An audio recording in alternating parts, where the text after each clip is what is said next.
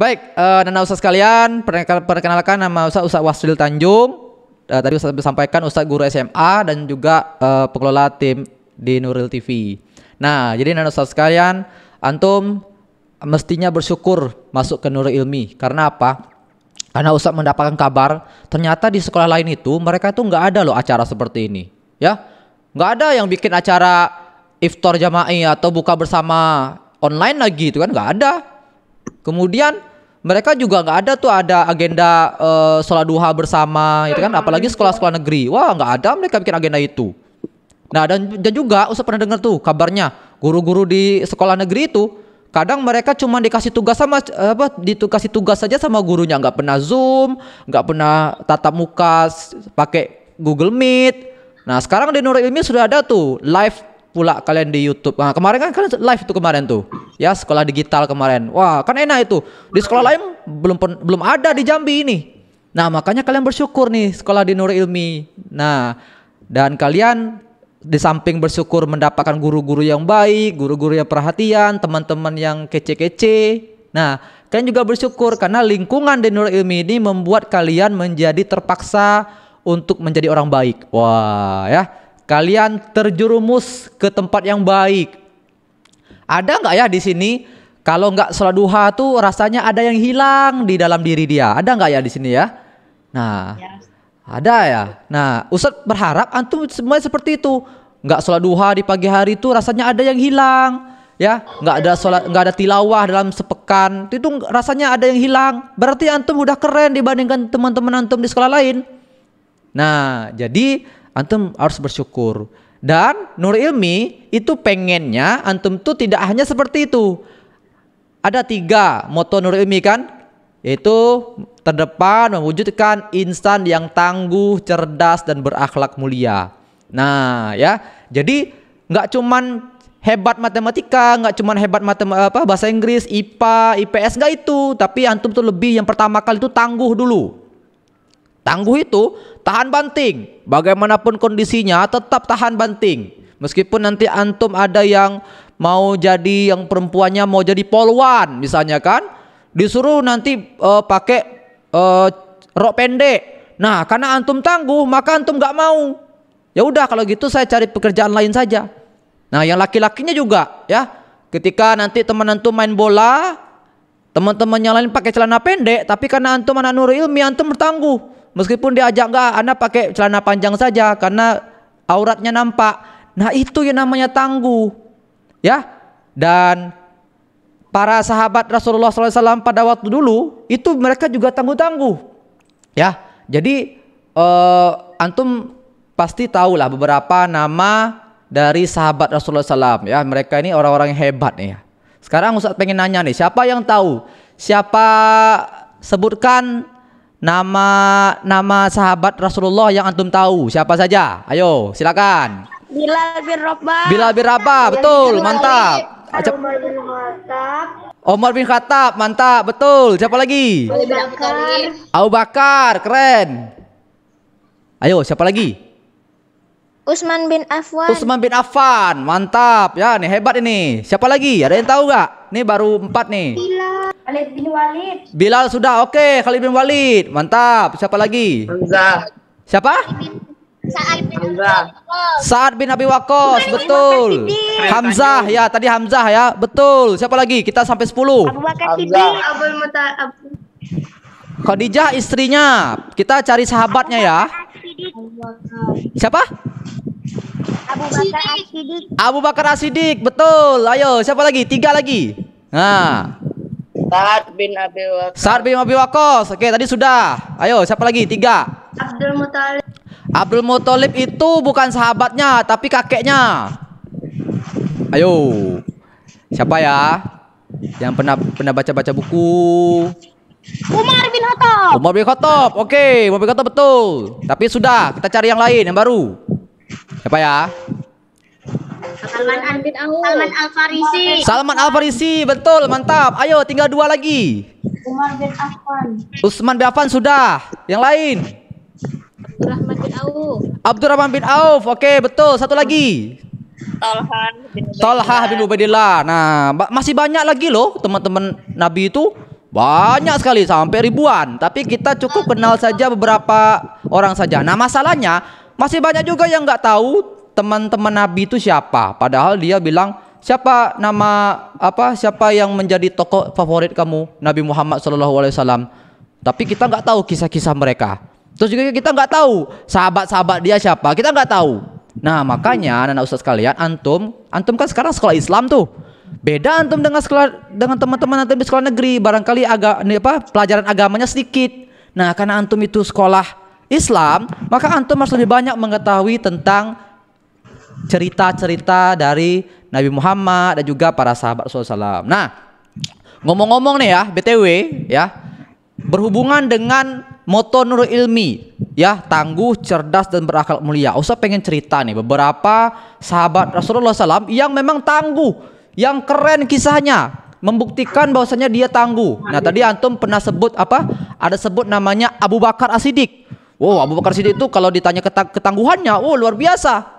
Ya, ketika Nabi Muhammad itu Isra Mi'raj, ya, orang kan nggak percaya zaman dulu. Masa tiba-tiba Nabi Muhammad ngomong gini, malam tadi saya pergi ke Palestina, lalu nyampe ke atas langit, ya, ketemu sama Allah. Habis itu pulang lagi, lalu balik lagi ke Mekah, cuman dalam satu malam. Pada waktu itu belum ada pesawat. Orang nggak percaya pada waktu itu. Cerita bohong ini. Muhammad ini menyampaikan berita bohong ini. Nah, akhirnya nggak ada yang mau percaya dengan Nabi Muhammad pada waktu itu. Kita sekarang alhamdulillah percaya. Kenapa? Karena kita diceritakan dari dulu, Nabi Muhammad itu ada Isra Mi'raj. Nah, sekarang kita percaya. Dan bahkan sekarang udah ada pesawat. Nah, malah lebih mudah lagi kan ke Palestina. Nah, Nabi Muhammad enggak. Ketika Isra Mi'raj belum ada pesawat, mobil aja belum ada, motor Mio, Scoopy sama Beat itu enggak ada zaman dulu. Ya. Tapi Rasulullah mengatakan dia pergi ke Palestina dan pergi ke atas langit pula. Enggak ada roket pada waktu itu. Enggak ada yang percaya. Akhirnya itu menjadi bahan para orang-orang kafir itu untuk meledekin, untuk menjatuhkan mental dari Abu Bakar As-Siddiq. Untuk membuktikan kepada Abu Bakar bahwasanya Nabi Muhammad ini benar-benar gila dan benar-benar pembohong. Maka dia bertemu sama Abu Bakar. Hei Abu Bakar, ya, kamu yang ngaku Nabi Muhammad itu orang yang selalu benar kan? Oh iya tentu, karena dia adalah Nabi kami. Kamu mengatakan Nabi Muhammad itu nggak pernah bohong kan? Oh iya, dia selalu mengatakan yang benar. Nah ini, kamu dengar ya. Tadi Nabi Muhammad itu mengatakan dia baru saja pulang dari Palestina, lalu naik ke atas langit, bertemu sama Tuhannya, lalu turun lagi sampai ke Mekah cuma satu malam. Kamu percaya nggak? Naik apa coba? Naik onta. Pada waktu itu kendaraan tercepat tuh kuda pada waktu itu. Ya ibaratnya naik bendi lah, naik delman lah kita kan, masa ke Palestina cepat betul. Kamu tahu kan ke Palestina tuh butuh berapa hari? Ya, kata Abu Bakar, karena dia udah pernah ke sana. Butuh waktu sekitar 2 minggu atau 1 bulan. Nah, Muhammad mengatakan seperti itu. Pembohong betul kan si Muhammad itu. Maka apa kata Abu Bakar As-Siddiq? Orang kafir, orang Quraisy. Kalau seandainya Nabi Muhammad menceritakan hal yang lebih gila daripada itu, saya percaya apa yang dikatakannya. Nah, antum ada tak seperti itu? Kalau antum tinggalnya serempak dengan Nabi, ya, serempak dengan Nabi Muhammad itu, ketika diceritakan pada waktu itu, suatu malam Nabi Muhammad itu pergi ke Palestina itu cuma semalam aja. Wah, mungkin antum bingung juga, percaya apa enggak? Abu Bakar As-Siddiq, dialah yang pertama kali mempercayai ketika banyak orang yang nggak mau percaya. Nah ini, dia pelopor, orang yang tangguh, imannya tangguh. Ya, ini libur sedikit, nggak pernah lagi sholat duha. Nah, siapa ini ya? Hari Senin karena ada majelis pagi, sholat duha. Kemudian Selasa sholat duha karena ada sekolah. Tiba-tiba ketika hari Sabtu nggak ada majelis pagi, nggak lagi sholat duha. Kemudian hari Minggu nggak ada majelis pagi, nggak sholat duha. Nah, gimana mau tangguh seperti itu? Kita harus tangguh, ya, harus kuat. Nah itu Abu Bakar As-Siddiq. Masih banyak lagi yang lain. Ustaz ceritakan lagi. Siapa misalnya? Umar bin Khattab. Wow, Umar bin Khattab ini keren, ya. Umar bin Khattab itu dia adalah algojo. Ya, preman zaman dulu. Woi, ya karena dulu itu sebelum dia masuk Islam, dia itu kayak preman gitu. Ya, banyak orang yang takut sama dia. Pernah dia nampar orang itu langsung tempeleng kepalanya. Sampai ngomongnya aja tuh nggak teratur lagi. Ya, kalau di buku-buku tuh diceritakan ketika Umar bin Khattab ada ketemu umat Islam, dia kan dulu belum masuk Islam tuh dia sangat benci dengan kaum muslimin. Akhirnya apa? Ketika ada orang yang Islam lagi lewat depan dia, ditempelengnya, plak, langsung tuh duduk, ya, langsung kata-kata yang diucapkan tuh tidak tentu lagi. Apa tuh? Ada putar-putar. Apa ya ada putar-putar? Ya kenapa? Karena udah ditempeleng sama Umar bin Khattab. Woi, keras betul. Nah, dan ketika Umar bin Khattab masuk Islam, dia menjadi orang yang begitu ditakuti oleh orang-orang kafir Quraisy, begitu ditakuti sama orang musyrikin. Banyak orang yang nggak berani ganggu Islam itu karena Umar bin Khattab udah masuk Islam. Dulu ketika Umar belum masuk Islam, orang nggak berani sholat di depan Ka'bah, itu nggak berani. Ketika Umar bin Khattab masuk Islam, dia yang ngajak kaum muslimin, orang muslimin, apa? Ayolah kita sholat dekat Ka'bah. Jangan Umar, nanti kita disiksa sama orang-orang Quraisy. Nggak apa-apa, ada ana. Wah, kata Umar kan, gue ada, emang dia mau ngapain? Wah, akhirnya apa? Kaum muslimin pada waktu itu yang biasanya nggak berani sholat dekat Ka'bah, sholat dekat Ka'bah. Allahu Akbar. Orang-orang yang lain, orang-orang kafir itu cuma nengok-nengok dia. Ngapain itu? Woi, itu kan kayak kepo gitu. Apa tuh lagi ngapain tuh? Umar pakai parangnya, pakai pedang ya. Pakai pedangnya. Langsung ngomong sama orang yang nengok tuh. Apa? Nengok. Endaklah tuh ada burung, ada cicak, ya kan? Takut orang. Wah, ini Umar bin Khattab keren, ya. Dia pemberani. Ada lagi yang keren itu. Sekarang kan lagi tahun baru Hijriah ya. Nah, jadi kalau pelajari itu, kaum muslimin tuh tidak berani. Mereka tuh hijrah secara terang-terangan, ya. Jalan, tiba-tiba nampak orang Quraisy, kaget orang Quraisy tuh bakal menahan kaum muslimin, ya, menahan kaum muslimin. Dan tiba-tiba ketika kaum muslimin itu ada satu orang, ada banyak sih orangnya. Misalnya Ustaz kasih contoh, ada seorang sahabat namanya Suhaib bin Sinan Ar-Rumi. Dia membawa harta yang banyak untuk berangkat hijrah ke Madinah. Lalu tiba-tiba dalam perjalanan dia udah sembunyi-sembunyi, tiba-tiba terpergok sama orang kafir. Lalu dibilang, "Hai, kamu mau kemana? Kamu Islam ya? Wah, kamu harus ditahan dulu. Harta kamu ditahan dulu, nggak bisa ini." Maka Suhaib bin Sinan Ar-Rumi, kalau dia tidak tangguh, pasti dia bakal, ya udah, saya tidak jadi balik lah, saya di Mekah belah, nanti duit saya kalian ambil. Apa kata Suhaib bin Sinan Ar-Rumi? Bukan seperti itu. Memang kalian mau apa? Saya mau hijrah. Saya ini orang Islam betul, tapi saya mau hijrah. Saya mau bertemu dengan kaum muslimin lainnya. Nah, maka apa kata orang Quraisy? Kamu dulu waktu kamu belum datang ke Mekah, kamu ini miskin. Kamu ini nggak punya harta yang banyak. Dan sekarang enak saja kamu langsung mau pindah-pindah saja dengan bawa harta yang banyak. Jadi gimana? Hartamu ditinggalin dulu. Kalau mau pergi boleh. Maka apa yang dilakukan oleh Suhaib bin Sinan Ar-Rumi? Dia menyerahkan semua harta-hartanya tuh. Dia bawa duit banyak, jutaan, dikasih semuanya, ambillah kamu. Yang penting izinkan saya hijrah. Kalau gitu ya udah, oke, laju, jalan dia. Suhaib bin Sinan Ar-Rumi. Nah, itu sembunyi-sembunyi itu, tapi ketahuan. Beda dengan Umar bin Khattab, anak-anak ustaz sekalian. Umar bin Khattab ketika orang-orang lain sembunyi-sembunyi, ya, sembunyi-sembunyi kan preman deh nih, preman, algojo. Kawan-kawannya sembunyi-sembunyi, dia tidak. Pergi balik ke rumah, pakai baju perang, bawa pedang, pakai topi perang, langsung pergi dekat Ka'bah, tawaf dia 7 kali dulu. Habis itu dia teriak. Apa dia bilang? Woi orang kafir, woi orang kafir, sini ada info berdepel sini wah ya, ada info hits. Apa itu? Sayo ni nak hijrah. Ah, siapa yang berani nahan saya, payo. Belago gitu, katanya kan. Terus siapa yang pengen emaknya menangis-nangis karena anaknya lah meninggal gara-gara saya? Siapa yang pengen anaknya jadi yatim karena bapaknya lah meninggal? Siapa yang pengen bininya jadi jando? Apa yo bertemu dengan saya. Saya nak hijrah nih. Lawan saya. Hadang saya kalau berani. Diam semua orang. Tidak ada yang berani. Tidak ada yang berani menghalangi Umar bin Khattab. Habisnya apa? Santai beda jalan. Wah, kan? Yang lain sembunyi-sembunyi, dia santai. Nah, ini tangguh orangnya.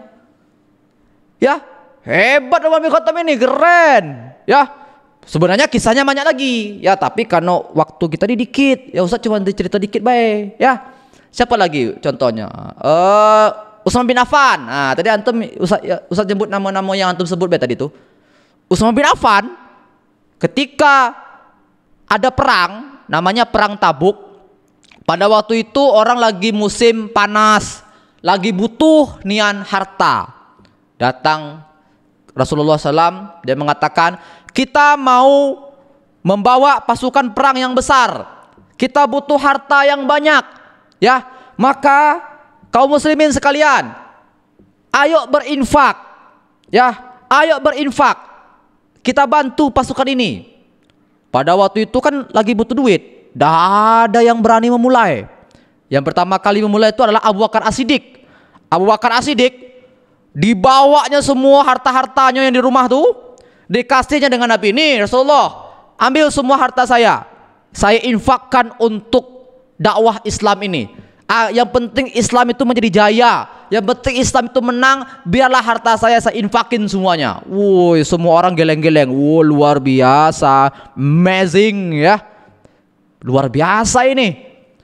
Lalu Umar bin Khattab tidak telap dia ngalahi Abu Bakar. Wah, Abu Bakar serem nian katanya kan. Ya udahlah, dia balik ke rumah, setengahnya saya infakin wahai Rasulullah, untuk keluarga saya tinggalin. Lalu Rasulullah bilang, wah iya dak, Abu Bakar tadi ninggalin untuk keluarganya apa? Maka dia tanyanya sama Abu Bakar, wahai Abu Bakar, kamu udah nginfakin semuanya untuk perang ini, lantas untuk keluargamu apa? Apa jawaban Abu Bakar As-Siddiq? Saya tinggalkan untuk mereka Allah dan Rasulnya. Wah, ini keren ya. Antum disuruh infak sama ustazahnya, guru-gurunya, wali kelasnya. Anak-anak ibu sekalian, kita mau infak kematian nih pada hari ini, kita bantu kawan-kawan kita. Ayo berinfak. Cari duit yang paling kecil. 1.000 itu pula koyak-koyak. Cemana ini? Ya, antum tuh harus tangguh. Antum tuh tangguh. Tangguh tuh beda dari yang lain. Kayak Umar tadi lah. Ya, beda. Nah, yang paling keren apa? Utsman bin Affan lah siap mau berangkat dagang, ontanya itu sampai banyak sekali, bahkan diceritakan itu ada sampai 1.000 onta yang dia punya. Ibarat itu sampai 1.000 mobil truk lah, isinya lengkap semua barang-barang untuk dijual ke negeri Syam.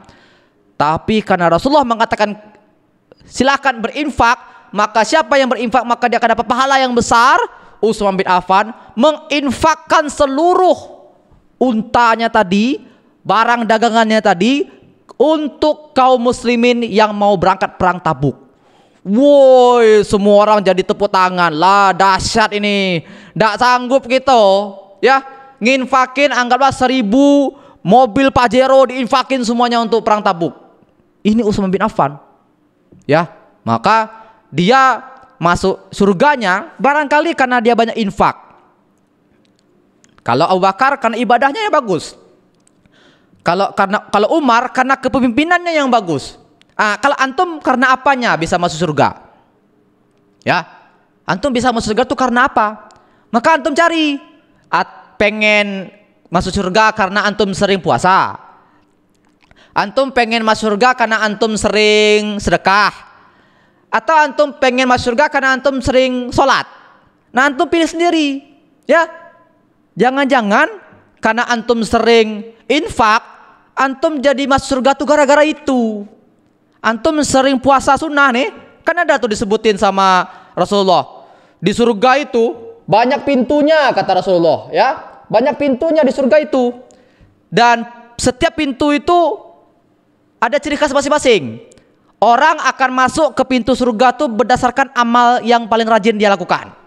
Siapa yang paling sering puasa, nanti dia akan masuk ke pintu surga khusus untuk yang hobi puasa. Wah, ya. Kemudian untuk orang yang hobi infak, ya, hobi sedekah, setiap hari sedekah minimalnya Rp1.000 ke masjid, ada pintu surganya khusus. Yang sering sholat tahajud, sholat duha, ya, banyak rakaatnya, kualitas sholatnya bagus, ada pintunya. Nah, antum mau masuk pintu yang mana? Ya, oh, bisa jadi nanti antum, karena antum rajin belajar, ya, mencari ilmu, nanti antum pelajari ilmu agama, sering hafalan Al-Qur'annya banyak, oh nanti antum masuk surga karena antum sering hafal Quran. Kan bagus seperti itu. Nggak pernah loh ada hadisnya yang pandai matematika, ini pintu surganya ini nih. Nah, ya, yang hebat bahasa Inggris, ini pintu surganya. Nggak ada. Yang ada itu adalah yang ibadahnya bagus. Nah, maka itu orang-orang yang tangguh. Ya, nah Ustaz, ya. Jadi antum harus jadi orang yang beda dengan yang lain. Orang yang lain ketika belajar main-main, antum tangguh, antum tidak mau seperti itu, antum harus beda.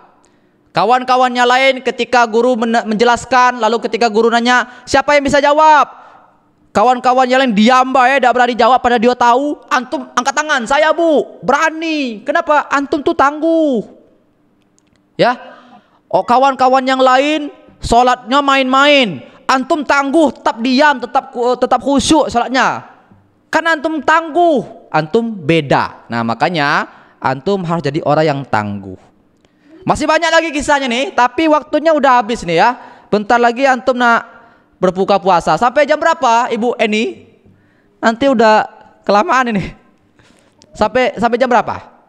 Sampai berapa, Guru?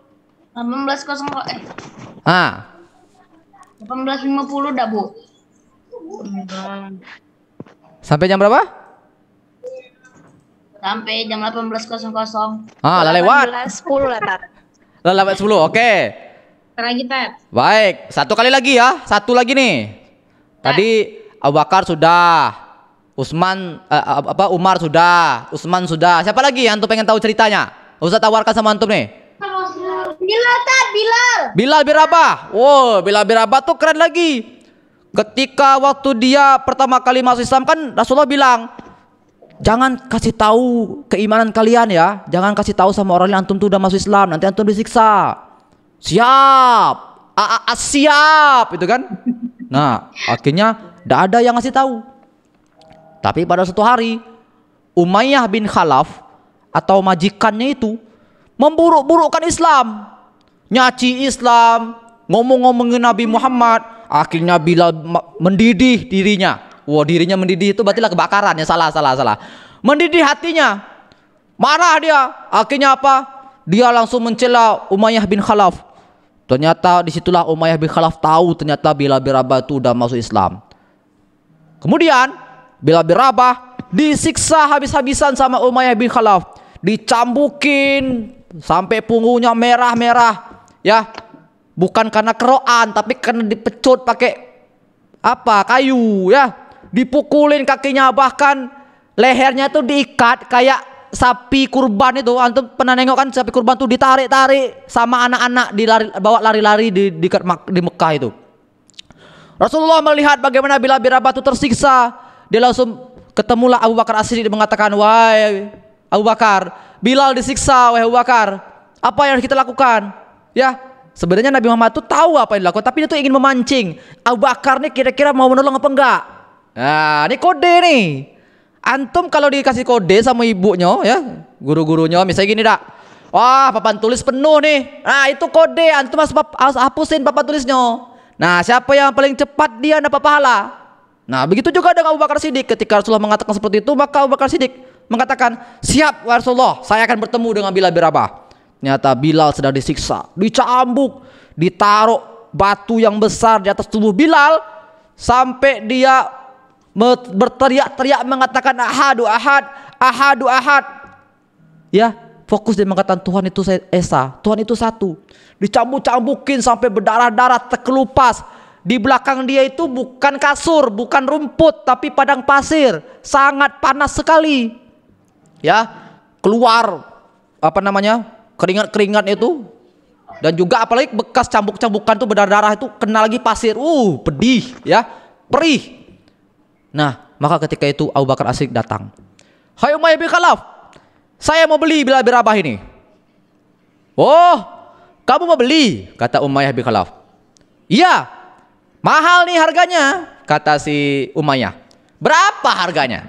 Nah ya, orang dulu pakai ukiyah atau dinar atau emas atau perak ya. Ustaz bayangkan, Ustaz ini aja, Ustaz ilustrasikan, anggap saja harganya itu adalah 100 juta, kata si Umayyah bin Khalaf. Oh, aman, saya beli. Maka kaget Umayyah bin Khalaf. Wah, kok mau dia beli 100 juta ini?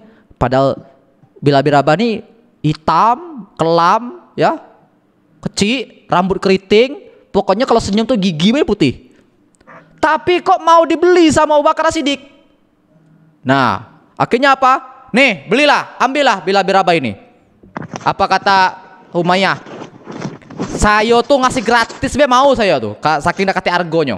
Nah, apa kata Abu Bakar? Menurut kamu dia nggak ada harganya, tapi menurut saya dia punya harganya. Dan luar biasa, Bilal bin Rabah nanti adalah orang yang pertama kali azan.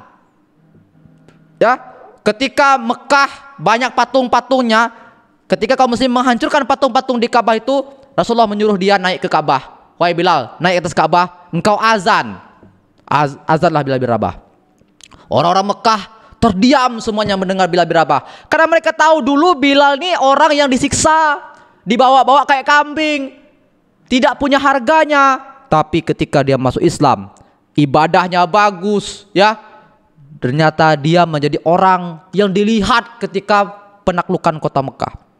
Dia azan, dan dia adalah muazzinnya Nabi Muhammad SAW. Kapan Bilal bin Rabah tidak azan lagi? Ketika Nabi Muhammad meninggal dunia. Ketika Nabi Muhammad meninggal dunia, pada waktu itu Bilal bin Rabah sudah masuk sholat. Waktu sholat, Bilal bin Rabah diamanahkan untuk azan. Maka Bilal bin Rabah mengenang bagaimana Nabi Muhammad SAW selama ini dia membantu Bilal bin Rabah. Dia sering kali menyapa Bilal bin Rabah. Pokoknya Bilal bin Rabah itu sangat ingat dengan apa yang dilakukan oleh Nabi Muhammad SAW kepada dirinya. Seringkali memberikan dia nafkah, seringkali menanyakan kabarnya. Bilal bin Rabah pada waktu itu seperti itu. Lalu ketika Nabi Muhammad meninggal dunia, dia azan Allahu Akbar, Allahu Akbar. Maka ketika sampai di kata Asyhadu anna Muhammadar Rasulullah, dia nggak sanggup lagi mengeluarkan kata-kata itu, karena ada nama Nabi Muhammad, karena ada nama kekasihnya. Asyhadu anna Muhammadan, nggak sanggup dia meneruskan azan itu. Akhirnya apa? Dia turun lalu mengatakan, saya tidak mau lagi azan. Biasanya yang memerintahkan saya azan itu adalah Nabi Muhammad. Ketika saya azan yang pertama kali datang ke masjid itu adalah Nabi Muhammad. Ketika saya sedang azan, ketika saya sedang kedinginan, apakah Nabi Muhammad memberikan mantelnya kepada saya agar saya menggunakan baju? Maka ketika itu Bilal bin Rabah tidak lagi azan. Nah, maka itu orang-orang yang tangguh akan menjadi orang yang hebat di masa mendatang, ya. Baik, sebenarnya masih banyak lagi yang lain. Antum baca saja bukunya, pelajari kisah-kisahnya, antum akan jadi orang yang tangguh, cerdas dan berakhlak mulia, ya. Terima kasih, itu saja. Billahi taufiq wal hidayah. Wassalamualaikum warahmatullahi wabarakatuh.